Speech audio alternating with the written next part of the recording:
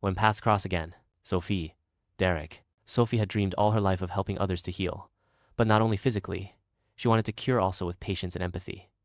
Being a chiropractor, it was for her much more than a profession.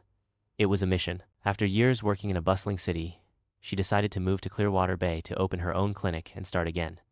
The coast, with its calm beaches and sea breeze, offered him a respite that he desperately needed. That morning, after a busy day full of appointments with patients, he decided that a walk by the botanical park would be just what he needed to clear his mind.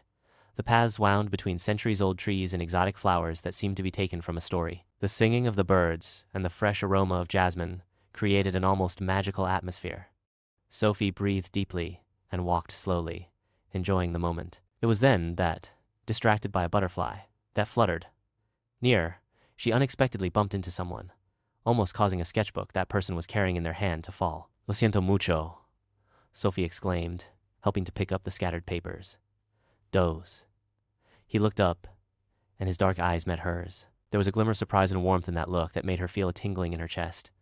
"Nothing is wrong," he replied, with a smile. "I am Derek." "Sophie," she said, shaking his hand. "Pleased to meet you."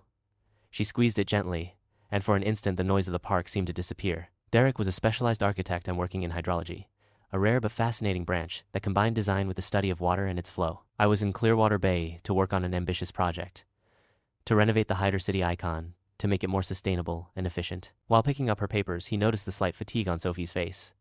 "Long day?" he asked. She laughed softly. "You could say that.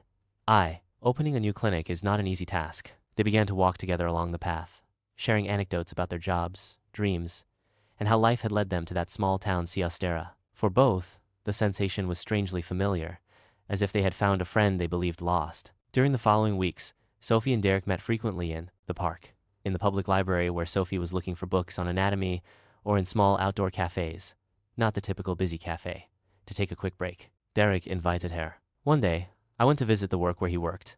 Among helmets, plans, and talks about hydraulic engineering, Sophie admired his passion and dedication. He, in turn, was fascinated by the patience and care that Sophie was explaining how chiropractic could change lives. The city seemed small when they were together, and each encounter was a new adventure. One afternoon, while strolling through, on the beach at sunset, Derek took Sophie's hand.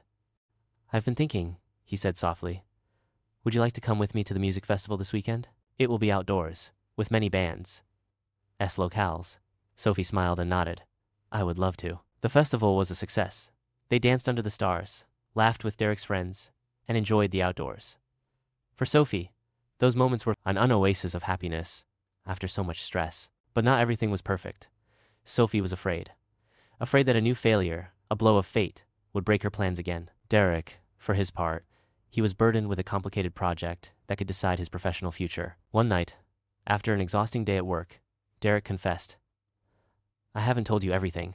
This project is not only important for the city, but it is also my dream. If it doesn't work, I will have to go to another city." Sophie looked at him, understanding the weight he carried. "Then we have to support each other," she said. Together toss. Their relationship strengthened with each challenge, with each obstacle that seemed to want to separate them. In an elegant restaurant, celebrating an important achievement of the project, Derek took Soph's hand.